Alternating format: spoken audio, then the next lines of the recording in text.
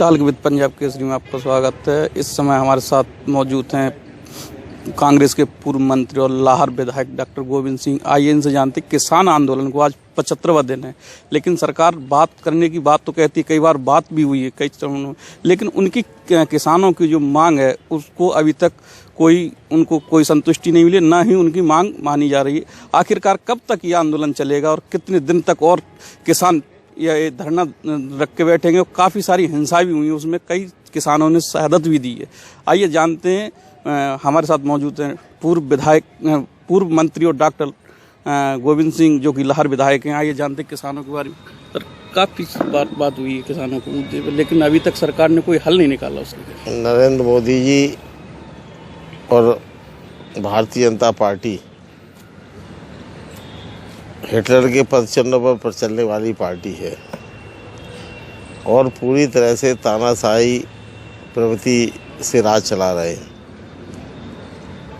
किसान हमारे भाई करीब 75 दिन है, 2.5 महीने हो गए, उनकी जायज़ मांग अभी तक उन्हें मानने को तैयार नहीं है। सवाल इसके है कि अगर मोदी, जो उनके विरोधी विचारधारा के लोग हैं, उनके सामने ये प्रदर्शित कर रहे हैं कि हम तानाशाह हैं, हम झुकते नहीं हैं। प्रजातंत्र में व्यक्ति को लचीला होना चाहिए, लेकिन मोदी के स्वभाव नहीं है। आज किसान लगातार बोल रहा है कि ये कानून हमारे हित में नहीं है, लेकिन जब किसानों की बिना मांगे, अगर आज तक पूरे प्रजातांत्रिक देश हिंदुस्तान में और विश्व में भी अगर कोई जनता ने मांग की है तो मांग के अनुसार, उनकी तकलीफ के अनुसार शासन निर्णय लेता है। लेकिन यहाँ तो बिना मांगे ज़बरदस्ती कानून दे दिए, बोले तुम्हारे हित में है। अब हाँ, एक इस तरह का बात उदाहरण समझ लो, एक डॉक्टर है, ज़बरदस्ती मरीज को दवाई दे रहा है और मरीज खाना नहीं चाहता, लेकिन वो कहेगा नहीं हम तो खाइए, जबरन खिला रहा है। वही स्थिति है। अगर किसान अपना हित समझते हैं, किसान समझदार हैं, इन कानूनों से पूरी तरह से पूंजीपतियों, कंपनी के मालिकों और मोदी के मित्रों को लाभ होने वाला है। पहले भी विश्व में, फ्रांस में आज इन कानूनों की वजह से केवल 3% किसान बचा है। अमेरिका में 2% किसान रह गया है। तो धीरे धीरे खेती और किसानी बर्बादी पर है। खेती पर कम से कम आज हमारे रोजी रोटी चलने वाले कम से कम 42% रोजगार कृषि पर है, कृषि क्षेत्र से है। तो इन सब परिस्थितियों को देखते हुए मोदी अभी लगातार बात पर बात चलाकर, लेकिन अपनी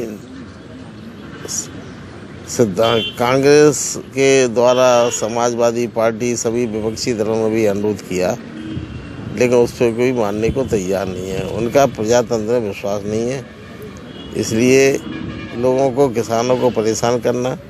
अभी तो लाइनें काट दी हैं, बिजली नहीं मिल रही, शौचालय के लिए जगह नहीं है।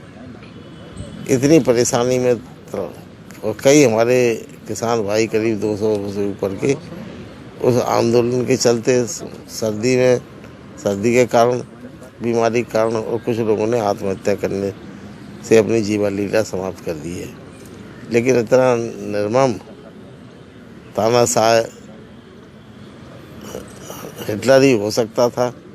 अब एक और नया हिटलर पैदा हो गया है देश में। मोदी तो अगर ढूंढा जाए तो गांव में कहावत है कि झूठा तो मर गए लेकिन औलादें छोड़ गए। वो किस्सा मोदी का है। मोदी ने जब प्रधानमंत्री बनने के लिए उनकी घोषित किया था भाजपा ने, तब गुजरात में भाषण दे रहे थे कि हमारे नेता लाल कृष्ण आडवाणी और मुखर्जी, श्यामा चरण मुखर्जी जी, स्वामी विवेकानंद से कई विषयों पर, मुद्दों पर बहस करते थे, शास्त्र करते थे। जबकि जब उनकी डेथ हुई स्वामी विवेकानंद जी की, तब डॉक्टर श्यामा प्रसाद मुखर्जी 3 वर्ष के थे और 3 वर्ष में कहाँ से राष्ट्रीय मुद्दों पर बहस कर सकते थे, चर्चा करते थे।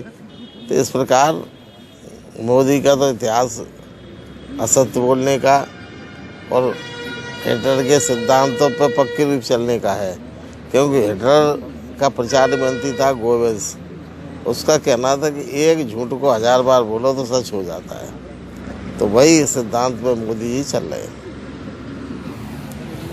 ये थे हमारे साथ भिंड लाहौर के विधायक डॉक्टर गोविंद सिंह, भिंड से पंजाब केसरी योगेंद्र सिंह भदौरिया की रिपोर्ट।